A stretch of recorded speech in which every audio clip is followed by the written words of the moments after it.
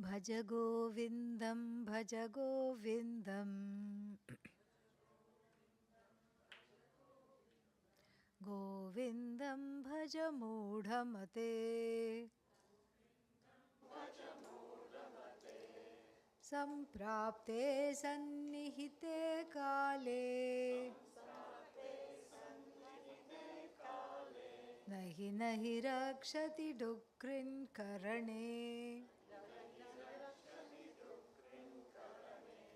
Mudhajahihi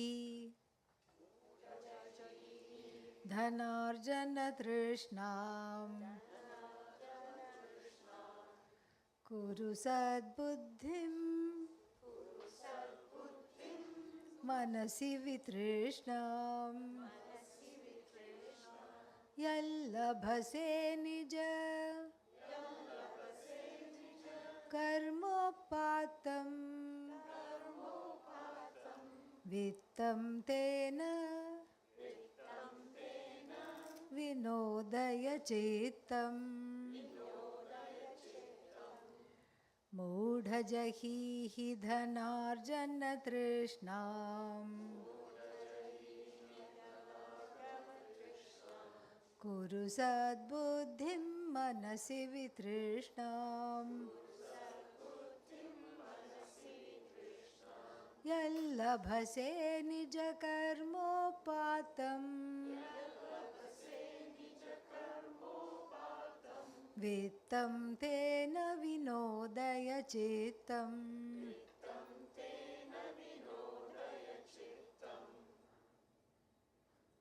After the grammarian was chastised when just yesterday.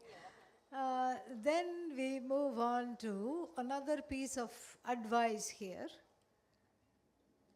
And as I said, it has sarcastic undertones, even overtones for that matter.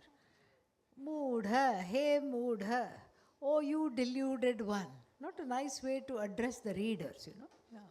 Rather condescending and rather, what's the word for it? Insulting even. But still, that doesn't detract from the fact that it happens to be true. That if anybody is indulging in these kinds of activities that we are about to look at, there is a certain delusion operating. So maybe the text tells it like it is. We don't know. Hey Moodha, O ye deluded one. Jahi means give up. Give up what? Yeah, this is all about giving up many things. And the fear of giving up is what keeps people away from the ashrams, because they don't want to give up anything better or go there. Because once you go to such places, they kind of either make you give up or turn you upside down and shake you out till you give up everything. So, here, what is to give up? Dhanarjana trishnam jahi.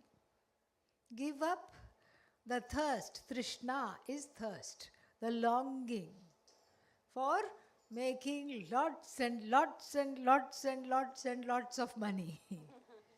Yes.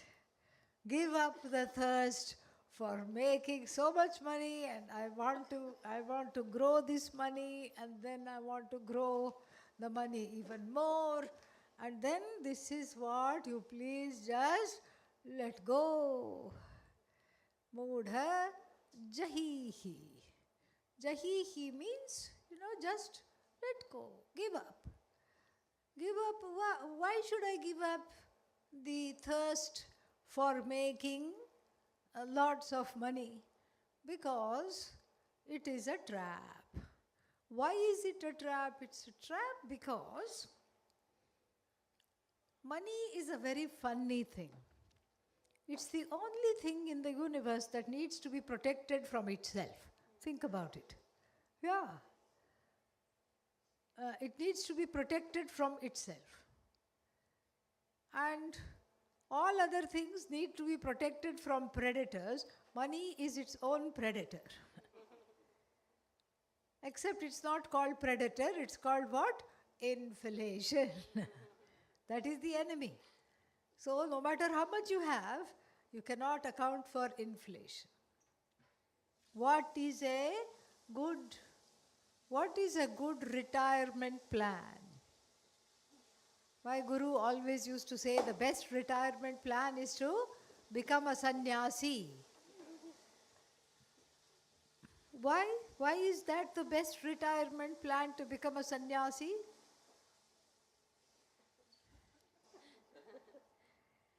It's the best retirement plan because you spend your whole life growing out of wanting lots and lots of things.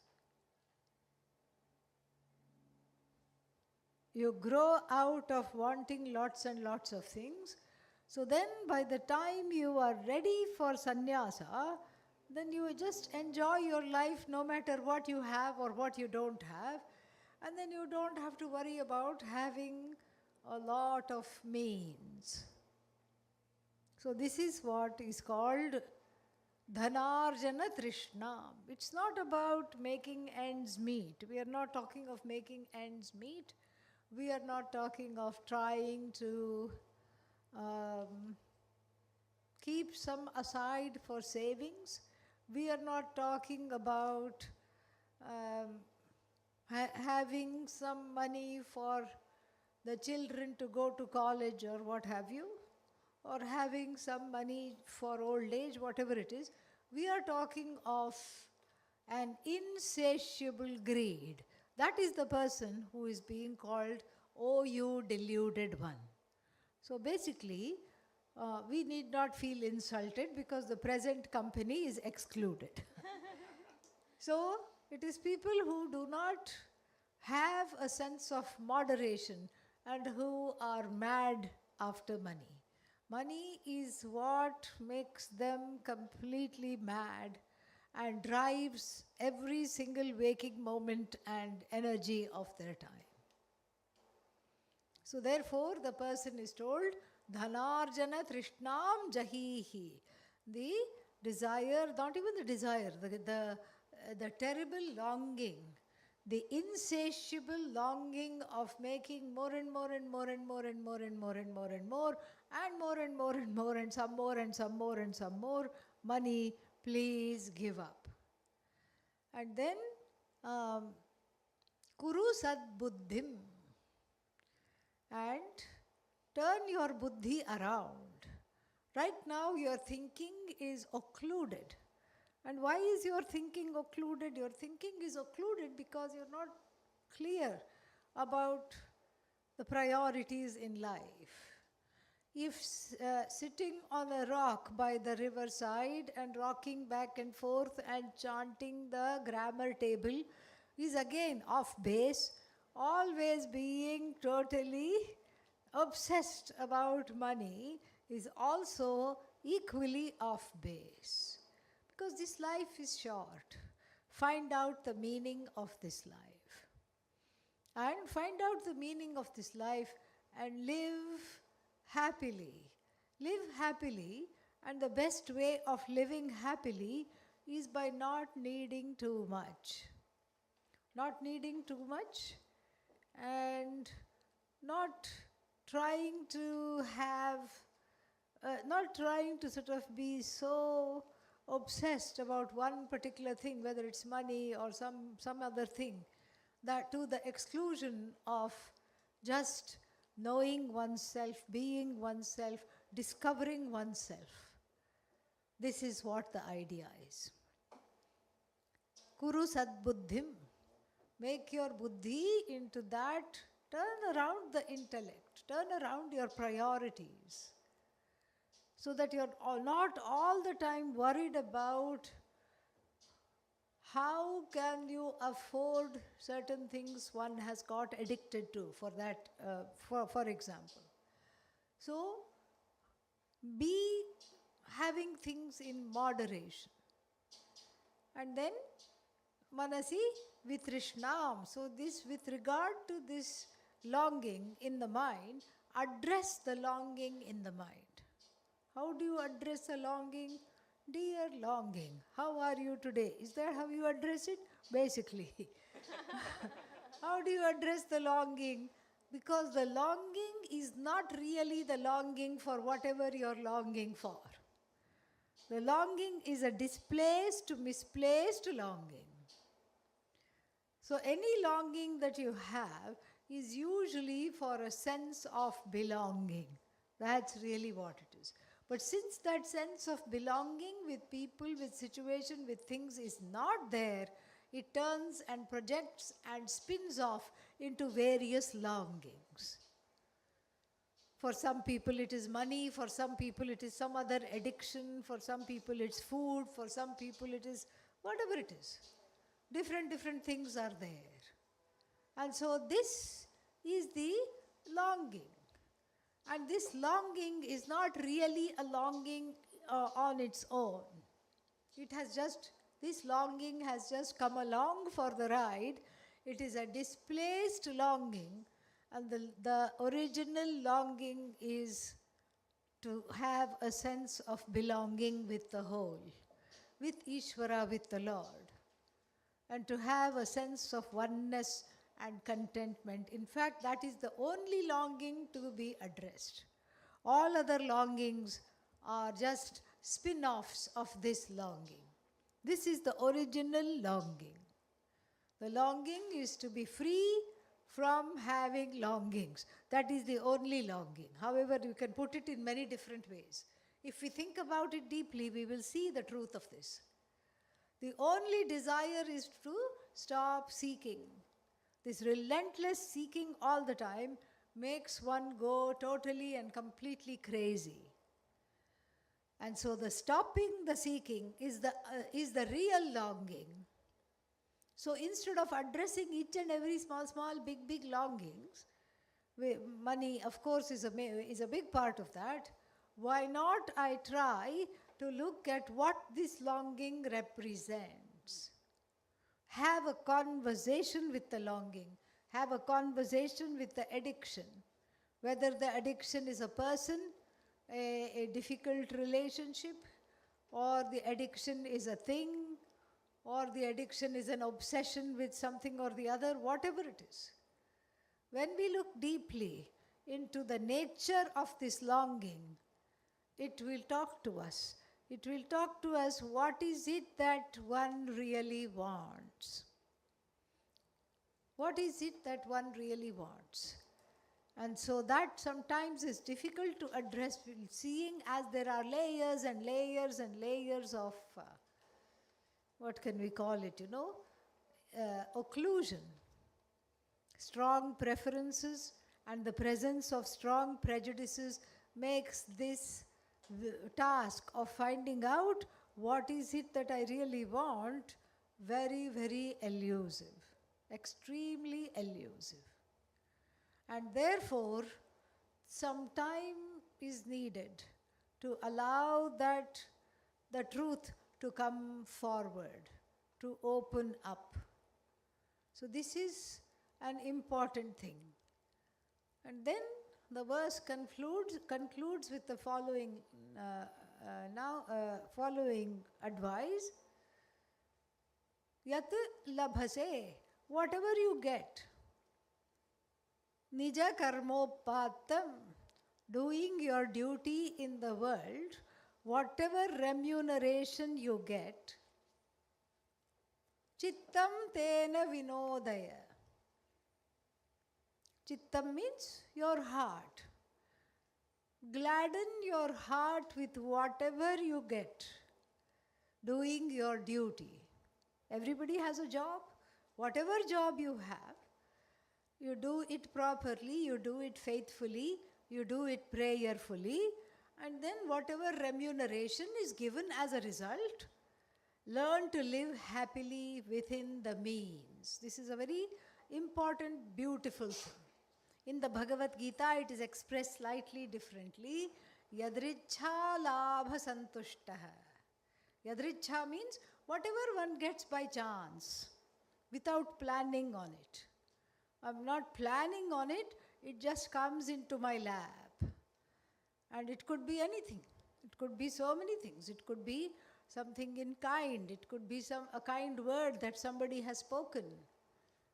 it could be that a new friend was made just by chance. You met somebody here and then you clicked with them on the same wavelength. And so somehow by chance you just found this, and then one is very happy with that because one never expected it.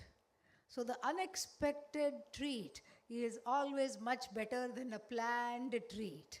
The planned treat is of course nice, but the unexpected one is of course much, much tastier, much, much nicer, much, because we are not anticipating it, we are not waiting for it, because when you anticipate something, the anticipation has a bigger hype than the reality, and so there is always disappointment. But if I lead my life learning to be surprised pleasantly with whatever there is, then the quality of my life becomes much lighter. The quality of my life becomes much more fuller, much more satiated, much more, what is the word for it? Contented. I'm much more compassionate as a result. The more contented I am, the more compassionate I can be. Contentment is an inward state. Compassion is expressed in acts and ways of being with the external world. And so here, yat labhase nija karmopatam. So whatever your own swadharma, swakarma is in life, so many jobs one has, and whatever comes, learn to live with it happily. It's like that story which I'm sure many of you know of this big CEO. We can relocate the story wherever we want. We'll say the big shot CEO comes to the Bahamas for a vacation. Yeah, just down the beach that way, okay? And then he's sitting on the beach, meets one fisherman. What do you do? Because he's bored. The CEO is bored. He's just looking around and sees this man going home. What do you do? I fish for a living. What? It's only 11 o'clock. You're going home now? Yeah. Why? Because I have enough fish for my family and some to sell, and I'm happy. No need for anything more. Oh, you're wasting your whole life. This is another modern Panditji. Yeah. Stock market Pandit. And so he says, you're wasting your life. Why? Because I can make you have a business plan. What is a business plan? He doesn't even know what is a business plan. The only business plan he knows is the Sunday market where he'll go sell the fish and then, he'll make money, go home. That's all he knows. No, you lack a proper business plan. I'm going to tell you a very good business plan. What is that? No, you should catch much more fish. You should work till 8 o'clock at night. What? Why? So that you'll have lots of fish, but they'll go bad. See, that's the problem. You don't think outside the box. So there is such a thing called canning. You can can the fish, you can freeze the fish. Can the fish? Freeze the fish? Why would I want to do that? So that you can export it to various places all over the world. Why would I want to do that? So that you can become rich. Why would I want to do that? So you can be like me sitting on the beach. And he says, I'm already sitting on the beach. Without going this whole rigmarole, I'm already sitting on the beach. I'm already enjoying. It's like you can have your food in two ways. You can eat it straight away like this, or you can bring it around and go like this. So therefore, it's all about simplicity. That is the city in which we all want to live. Yeah. There is something beautiful about it. The outer simplicity reflects often the heart which really is craving for a very simple life. Simple life, simple thoughts, simple activities. We have over the years made our lives extremely complicated. It's scary to think of how many things we have to do. Like I was told, it was still 2024, okay? So because we have just entered 2025. So in late 2024, I was told by the people who, plan the programs here, you should give your dates for 2026. I said, what? It's not even 2025. No, you should give your dates for 2026. Because we want to put everything there, we have to plan it. This is how life is. Everybody has to do this. So which dates are good for you? I said, any date is good because I'm not doing anything in 2026 right now. Well, now I am. But but until they came and talked to me, I wasn't doing anything in 2026. So, like this, we are forced. We have made it to ourselves. We have done this to ourselves, really. We have forced ourselves to have extremely complex lives, which is getting out of hand. We certainly can't remember what we have to do. And then that's why we have this phone called smartphone, because all our smartness we have given to the phone. We have just given it. One time I wanted to get to know this person and have their number. So I asked the person, what is your phone number? Please give me your phone number. I don't know my phone number. I have to look inside the phone and give it to you. I forgot. And so this is the state of being. It's an utterly crazy life. It's a life that has actually run away from us. And we are running behind. Life is over there somewhere running. We are running behind doing what? Catching up. Are you successful in catching up? No, we are forever behind. And so what should I do? Be apologetically behind. Yes, that's all it is. And it is possible even in this crazy time, in these crazy, crazy days, to have a simple life. But then in the West, we do everything all or nothing. We have an all or nothing thinking. A new kind of a lifestyle has risen up called minimalism, minimalistic living. Lots of videos are there on this minimalistic living lifestyle. There is a room, it has nothing. and they take a video of this room, the person. This is my life, this is my house. Where do you sleep? Well, there is one little attic or something, and there is a mat on that, I sleep on that. We don't have to go to that length. The heart is what needs to be simple. The heart is what needs to be free of clutter. And not having too much going on in the head helps, and not having too much going on around also helps, because there is a kind of a continuum between the inner and the outer. Each thing reflects one another. So it's what we are wanting what this verse is hinting at is a kind of a contentment that comes out of pursuing a simple life, not complicating it too much. Always having places to go, people to see, things to do, constantly rush, run. And then what, Nothing. Nothing is gained from that.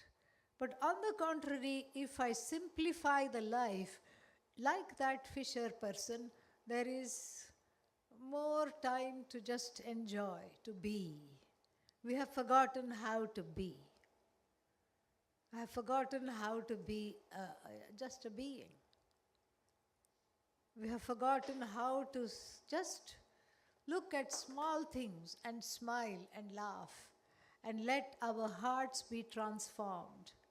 Let our hearts sing in gratitude for these small things which bless us every day in so many ways. That is the thing, that is the gist of this verse. That is where to come, to arrive at that place of simplicity, which is also a place of objectivity, called Vairagya in Sanskrit. It is a place of objectivity because the most direct explanations of why things occur in life, the simplest explanation is the one that works, including people's motives. Somebody doesn't smile at somebody else. And what does the first somebody thinks? Oh, this person must hate me. I always suspected this. Something is very wrong. This person is always like this. Why did I become friends with them? I should not have become friends with them. And now I'm going to make a mental note. Never call them again. And then what? But then the heart doesn't sit still because this was your friend. You have just written off your friend. So then you decide to give them one last chance. You say, I saw you walking on the beach. You did not even say hello. You did not even smile. Oh, you were walking on the beach, says the friend. Yes, I was. When? At this time. Yes, I was walking too. Yes, I know. But you didn't even acknowledge me. Well, I forgot my glasses in the room. Yes, that is the explanation. I did not acknowledge you. Why? Because I did not see you. But where has the mind of the friend gone? Oh, this person is always like that. This person never ever liked me at all to begin with. This is what I'm saying. The simplification of the life, the simplification of the thoughts, the simplification also of our possessions. And it's very, very nice to just let it go, to share, to just, if you have 2 of one thing, okay, maybe you need 2. And if you have 4 of one thing, give 1 or 2 things away. Consider giving it. No, I can't give it. Okay, put it in a box and put it under the bed or in an attic. Don't look at it for 6 months. All the things in your house, look and just put most of the things you don't need in a box. I won't be so harsh to say throw it away. No, don't throw it away. Put it in an attic, put it in a box, put it under the bed. And if you haven't thought about it in 6 months, then you can throw it away. That means you won't need it. That's verse number 2 of Bhaja Govindam. Now the segue into what? Q and A. You Q, I A.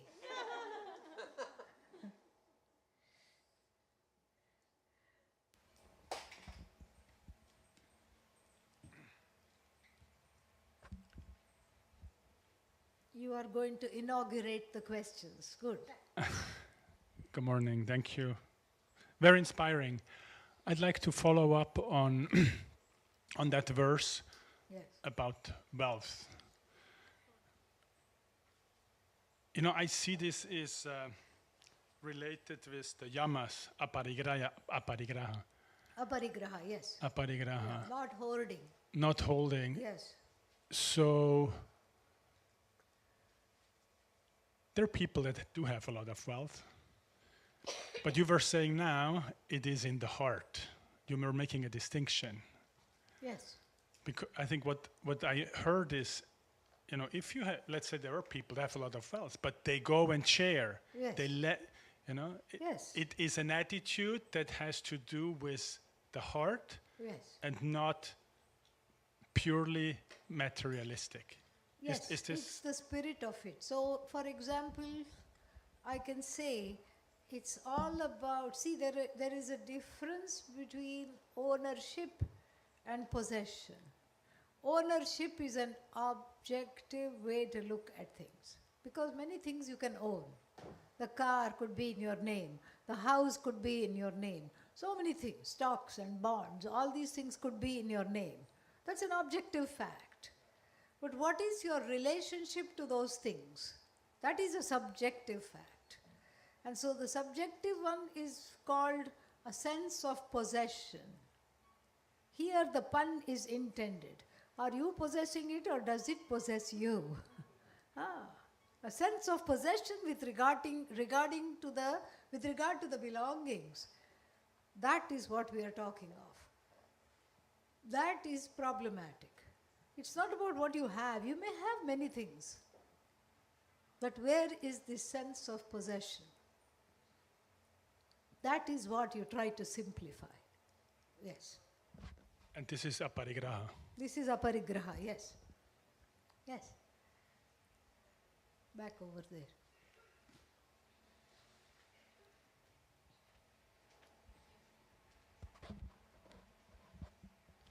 Swamini, thank you so much. I had a question this morning, like, if you were to make these texts, the Nirvana Shatkam and this Bhaja Govindam, like a sadhana, like how to incorporate this into a practical level or, in your daily routine? Yeah. Very good question. Let's see as the verses come what all they have to say. Yesterday's and today's we have seen. It's all about prioritizing. That is the main sadhana. The sadhana and sadhya should match. Sadhana means. Sadhya is the goal. The means that I deploy must take me to the goal. But usually the sadhana is going this way and the sadhya is over there. The goal is there, but I am going the opposite direction. How is that? But that's how life is, because of mixed up or wrong priorities. The goal has to be clear. And if the goal is not clear, then the means I deploy for the goal will also be extremely compromised, extremely problematic. So the goal has to be clear. What is it that I want has to be clear. In and through many, many things. I may want many things. But as I said, all those many things that one wants are a subterfuge. The only thing that one wants is to stop wanting altogether. Stop being a wanting being. Stop being a wanting person, as a person who has a sense of lack centered on the self. That is really what I want. If I know this, then I will reorganize my life in such a way to address this wanting person.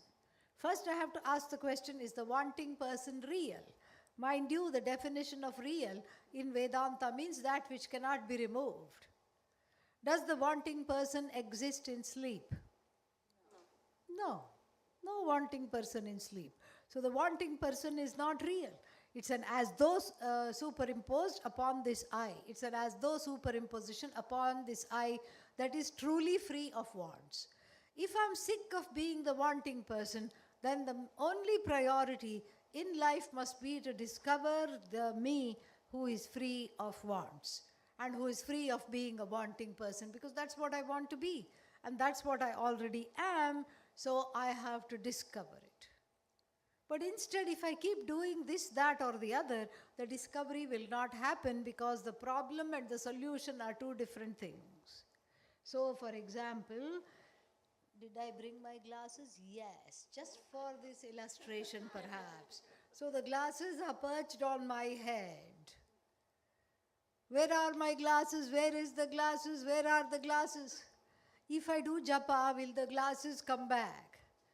Say no, so we can move on. If I do meditation, will the glasses come back? No, perhaps the head will get clear, that's all, and maybe I'll remember. That's a different thing. But the meditation directly is not going to bring back the glasses, is it? No. If I stand on one leg in the tree pose with my hands folded above my head, will the glasses come back? No. And if I do some other things like this, if I just get very upset and eat as a result, will the glasses come back? If I search for comfort food and then hope that the glasses will come back, will they come back? No. What will bring the glasses back? A good Samaritan coming and telling me, the glasses which you are seeking, you are already the possessor of the glasses that you seek. And so when somebody tells me, oh yes, and now I remember, they are on top of the head. So the journey of Vedanta is like that, exactly like that. So it is a discovery of something that's already there. It's already you. So there is no doing needed. If I keep doing, it becomes my undoing.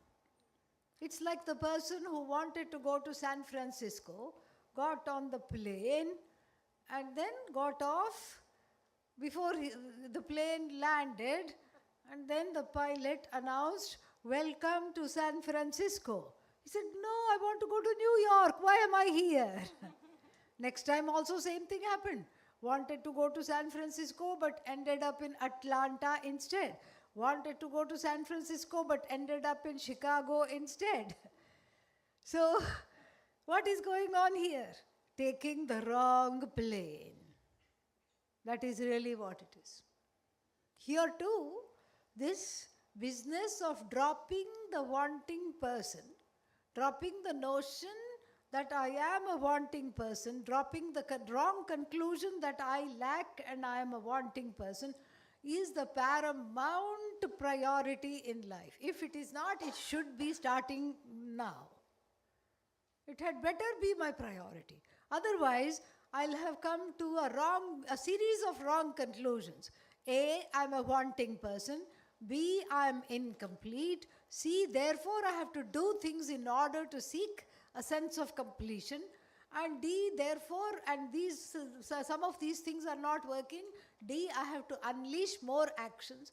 And the more actions means more results. I do not like those results. And therefore what? I unleash even more actions. This is the problem. You see how I'm going round and round?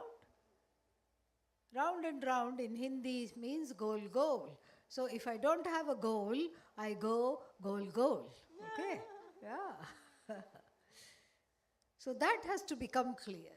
That is really the main practical tip for today. It was also the practical tip for yesterday. And in all likelihood, it will be the practical tip for tomorrow. Yes, there you go. But as we see the verses, I will give more. Yeah. Yes, Sharada. Swamini ji, following up on that, in the moment that we notice a strong preference or prejudice arising, what literally should we say in that moment? Hello. Yes, there you are. Oh, you haven't arisen for a little while. I know you. I see you. You haven't come for a little while. There. Have a seat. Why? It will ask, is there a long wait? You bet. Yes, have a seat. Sit down. You're going to be here for a while. So am I. We are not going anywhere. So when you say hello to it, you make the strong preference into a social fact. When it becomes a social fact, it becomes a psychological fact. When it becomes a psychological fact, you have given up ownership of it. And when you have given up ownership of it, it is free to drop. This is very beautiful. It's no longer your longing. You see? It's not my prejudice. It's not my preference. It's just a preference. It has come to say hello. And you can play with it. You can say, you are a troublemaker. I know you. Last time you landed me in a ditch. I'm not playing with you this time. You can talk to it, yes. And if other people think it is very silly, do it quietly. Yes.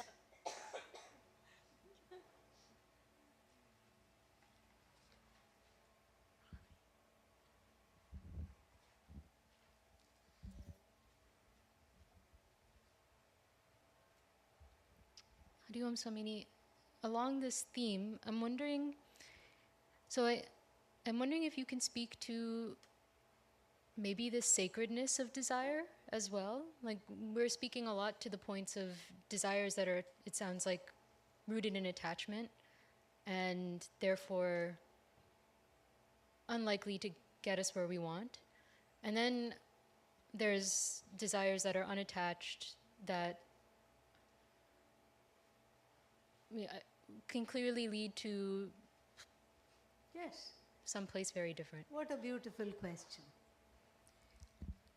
The desires that we speak of here, more or less, most of the time, are those that impede us on the path. Because if the desire is not a problem, it doesn't come out as a question. I just enjoy it, you see. So it's not that we are discriminating against those other desires. No, no. In fact, they are called Shubha Ichha, Shubhecha, auspicious desires. In fact, without desire, you would not be here. Without desire, I would not be here. Without desire, this beautiful ashram would not be here. So, we are talking, when we talk in Vedanta about the need to manage desires and to make them into something that I can observe, it's those desires that are binding in nature.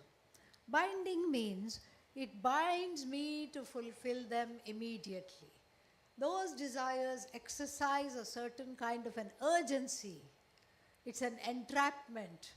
And without fulfilling it, I don't feel I'm okay. In other words, whenever I feel I have to have this thing, that is when to practice deferred gratification. There's a practical tip for you. Deferred gratification. You see? So this is the ways in which we manage. Now, we are not talking of the other kind of a desire, which is the non-binding desire, because it does not create problems. What is a non-binding desire? A non-binding desire simply is that which fulfilled, wonderful, unfulfilled, supposing I'm not able to fulfill this, even better, no problem at all. In relation to this desire, I am a free entity. That desire is called Ishvara within. And Lord Krishna says that in the Bhagavad Gita, Kamosmi Bharatarshabha.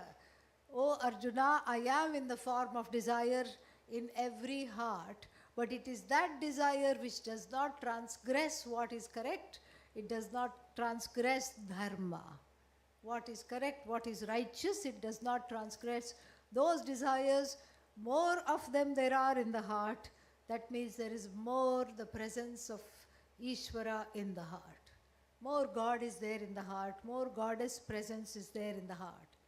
So such desires lead to different kinds of changes in the world. One can start something new, not because, one wants to be known as a trendsetter. Then it would become a binding desire.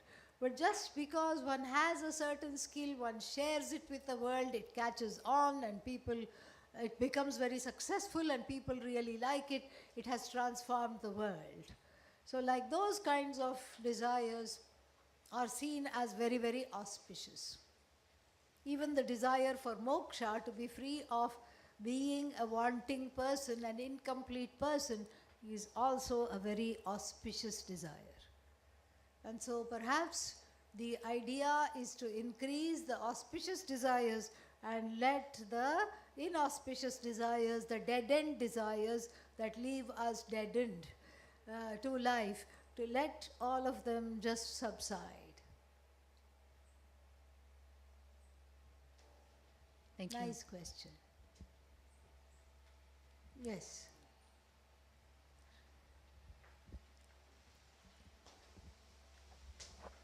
Does non-binding desire lead to selfless karma? You can say that. You can say that. It can lead to selfless karma, or it need not lead to any karma at all. Karma means action. Or it could even lead to some kind of a karma that's helping oneself. Nothing wrong in that, but it's not, like I said, if one tries to fulfill a non-binding desire, if one is able to be successful in fulfilling it, no problem. If one is not successful in fulfilling it, one does not really feel depressed or dejected. That is the non-binding desire. It's not always necessary that it will lead to selfless karma. It could. Nishkama karma. It could lead to that, yeah. So the selfless karma is good to do, right? Like in the sense, the karmic circle, otherwise you do the karma, pushes back, you Yeah, go but into the you see, karma everything, circle. even the so-called selfless karma, when you are at your altruistic best, there is, the karma is being done for oneself. So somebody who is a social worker, or somebody who is helping other people, somebody who is volunteering at the homeless kitchen or a soup kitchen, whatever we want to call it, or somebody who's going to disaster areas and handing out food packets where there are floods, earthquake, fire zones, all these things. You ask them, why do you want to do it? Oh, the first answer will be to help all these poor people. Doesn't matter, don't worry about helping them. Come back, go home. You don't worry about helping them. There'll be other people who help them. No, I want to help them. Why do you want to help them? Because I have a pain here. Seeing these people suffering, because everybody is an empath. To be a human being is to be an empath. Seeing other people suffering, what happens? I start to feel a certain pain. And in order to get rid of the pain, I do what is normally called selfless karma. But I don't know if we can call it selfless karma because it is very much benefiting me. I think I'm doing seva, but I'm actually helping myself. But there's nothing wrong with that though, no? Nothing wrong with that. In fact, we should all grow to reach out and help others. In the process, we know we help ourselves.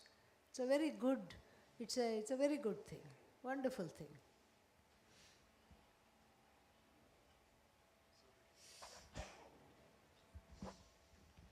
Pranam Swaminiji.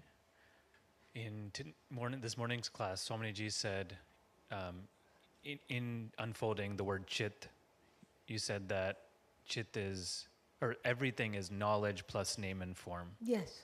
Could you unfold that a little Yeah, more? everything we see, whatever you pick up, it's knowledge. This mic, it's knowledge. There is a certain knowledge that has gone into making this. It's like a miracle. You plug it in somewhere and then it magnifies the voice. It's amazing. It's all knowledge. It's the know-how. A whole lot of the mic is nothing but the knowledge of engineering.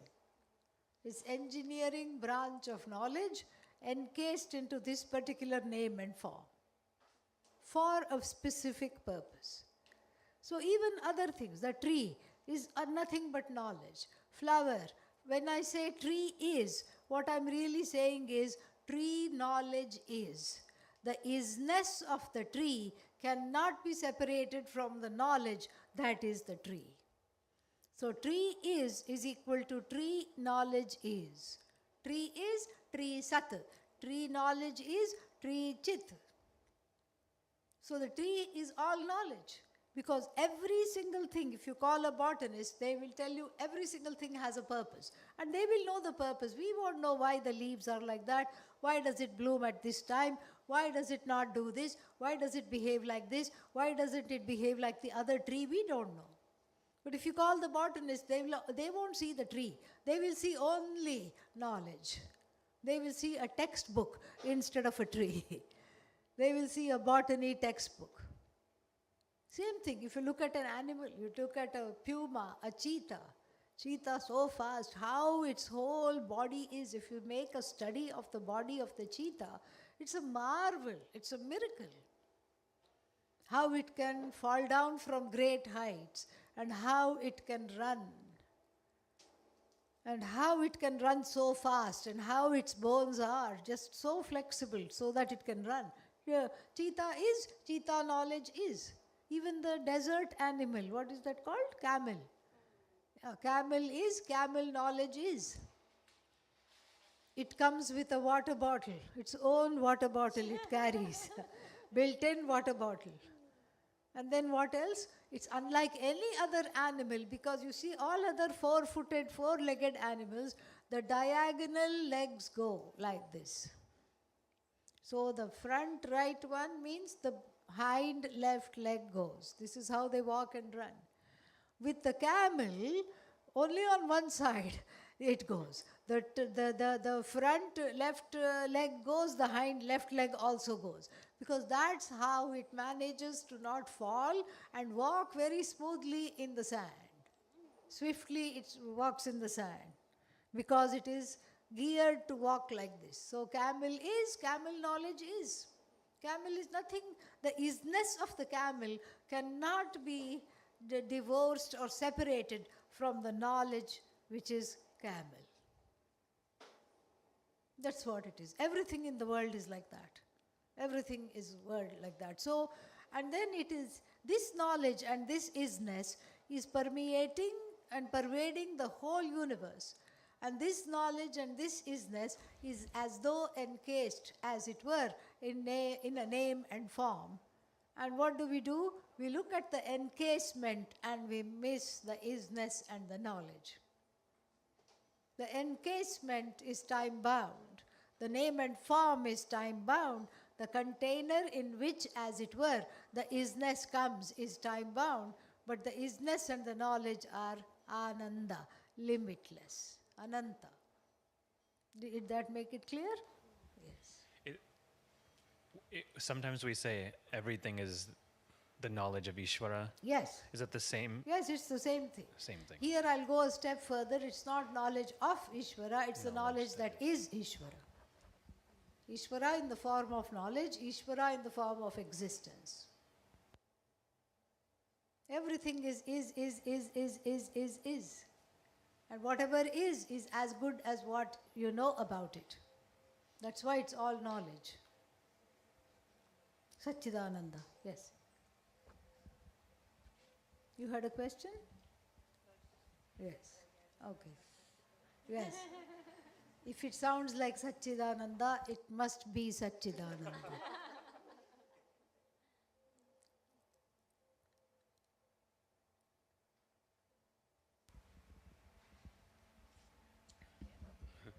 Following up on that, Swamiji, so why do we have then Sat and Chit? It can be both. I mean, It is Sat both. is same as Chit, It Chit is is the both. same as Sat. Sat is Chit, Chit is Sat. Why do we have two things? Yeah. Because we are stupid and we need to understand this one at a time. Yeah. We need to understand it, break it down, little bites. You know how a small child is fed. That's how. We can't take the whole thing in because we have so many notions which are all wrong. First, those notions have to be dropped. And so first we have to just sort of see that, okay, let's at least agree that things exist. Yes, exist. Yes, everything. I exist. This body exists. That body exists. This tree exists. That bush exists. And this rock exists. That stone exists. Water exists. Okay, let's agree that there is existence. Now I have made it into an abstract noun. And then we look at the nature of the existence. Is it inert or is it sentient? The nature of existence is sentient.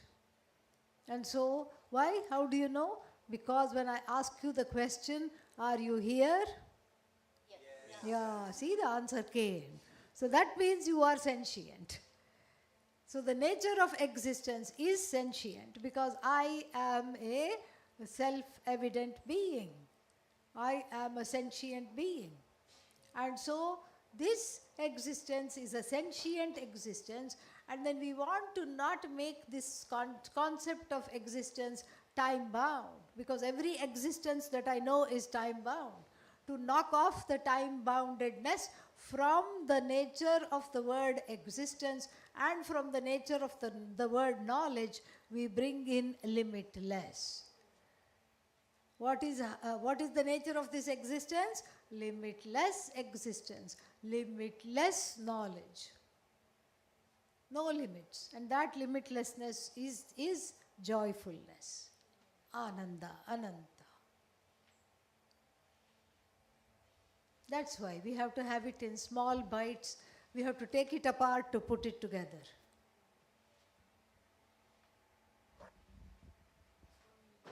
Yes, here.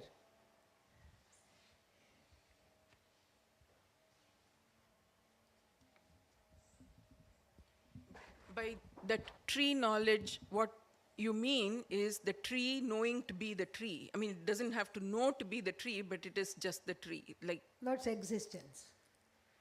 Tree knowledge means why this tree is in a particular way. What function is it serving? Because that's all knowledge. right, the growth, Tree the knowledge about the tree. Knowledge about the tree is called tree knowledge. that the tree itself has, or The that I tree have. doesn't have, you have. You have knowledge about the tree. Tree is sentient, but the tree is programmed. So the tree is, When I say tree is, how do I connect to the tree? I connect to the tree with the help of knowledge. That's how I connect to the tree. I'll say this is mango tree. When I say this is mango tree, it is a knowledge.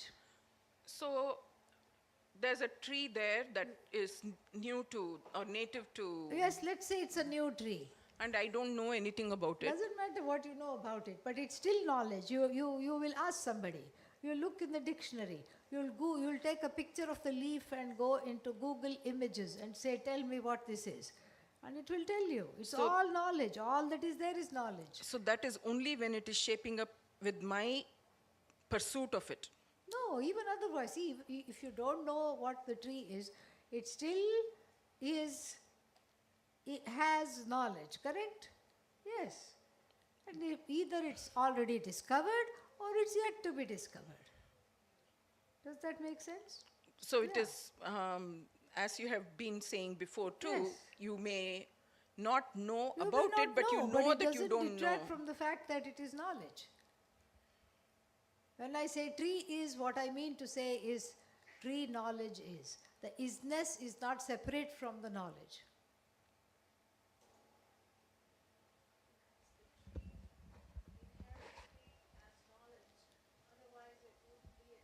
Yeah, that's right. Tree has, yes. Yeah, it is put together intelligently to serve a given purpose. Correct. That is the knowledge, yes. I have a follow-up question on this. If we take that on the highest level, and we say there is Ishvara is knowledge, it's all the knowledge, and we look at science, and we see this is everything that human beings have been captured as knowledge. Yes, Essentially, yes. all that knowledge comes from there. Of course. This I is like the won't say rishis. comes from, and I wouldn't say there, because this knowledge does, if it is limitless, has no location. Oh, yeah, beautiful. And the difference between a scientist and the rishi is the rishi downloads it, and the scientist discovers it. Uploads it. Yes. Why does he upload it if He it's? puts it on a server and makes it simple. But it's for- already there before Yeah. he even goes there, Yeah, isn't but he it? puts it, he or she puts it in a way that other people can understand, in the form of an equation perhaps, or something. But he taps into It's also. it's all one mind. It's one knowledge. And the knowers may be many. But as we saw in the morning satsang, the knower is a superimposition upon that knowledge which is free of being a knower. And this is also why science and spirituality will always, always, always, always, always come closer. Yes.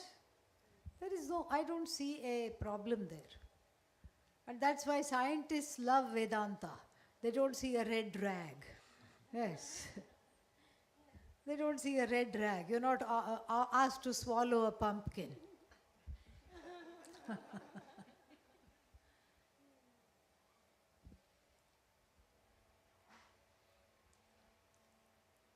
Swaminiji, I have a silly comment to make. You have told us the example, you've told us how the pursuit of Brahma, you become Brahma yourself. Become within heavy quotes. Right. And you also say that if you are a student, if you are a student of the bats, you don't become a bat at the end of your Correct. effort. Correct. But, You may become batty, but that's a different thing. Yes. but yesterday you had given an example of that lady who was studying strokes. Yes. And then she herself was stroke She stricken. herself was stricken. Right. Yes. So I just wanted to comment on that one where it almost is like she became what she was She studying. became what she was studying, yes. In a way, very unfortunate. Yeah. But she didn't become, it's the body. Yes.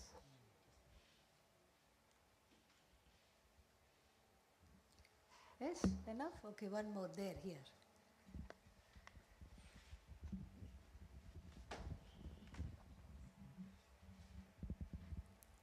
Thank you. If you are going to make a change for the better, whether it's leaving a partner or changing your job, but a big change that you know is the right thing to do, but you have a lot of fear, Yeah. is that fear a signal that it's not the right thing to do? Not necessarily. The fear is because one doesn't know how to be without that thing which is actually hurting oneself. Sometimes one, a human being is generally a creature of habit. Sometimes if we are talking of a relationship which is not for the highest, best interest, that has also become a habit. Why has it become a habit? Because perhaps one has convinced oneself that this is what I am capable of, and this is all that I deserve, this is what I could do. This is also a habit. It's a habitual thinking.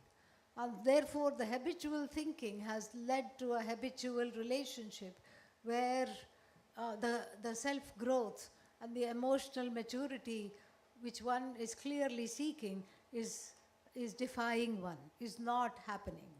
And so therefore one has to be in the place of allowing the fear to flow. And sometimes it's called a leap. It's like getting into the water. You can put one toe in and then put one toe out. And then you can put another toe in and shake it all about, okay? So, or you can get in the water. So both those ways work. It depends on what one is ready for that. If one is not ready to leave a habit or leave a difficult situation completely, there is no bravado in this. There is not a competition here. You can do it slowly over time. If we are talking of, for example, a relationship, you can just sort of have separate living spaces for a while. In the same house, you can have separate living spaces in different places for a little bit. You can go away on separate trips or vacations and see how that goes. Fortify oneself in the meantime with good cheer, without any fear, and slowly work up to it. There is no shame in that. There is no shame in getting ready. We sometimes think, oh, all this has to be done all at once. No. Depends on where one is, and to be emotionally honest with where one is and what one can deal with at a given time. And this is important because it's important to be gentle with oneself. It's important to embrace oneself and to love oneself. And so making certain decisions based on self-love is the way forward. It can't be wrong.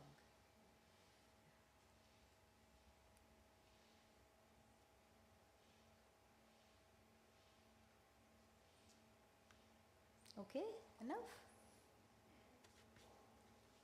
Om sarve bhavantu sukhinah, sarve santu niramayah, sarve bhadrani pashyantu, ma kaschid dukkha bhag bhavet, asato ma sadgamaya, tamaso ma jyotirgamaya, mrityorma amritangamaya. Om Purnamadah Purnamidam Purnat Purnamudachyate Purnasya Purnamadaya Purnamevavashishyate. Om Shanti Shanti Shanti Harihi Om Shri Gurubhyo Namaha Harihi Om. Thank you. I want to thank very much Swamini ji. Let's give her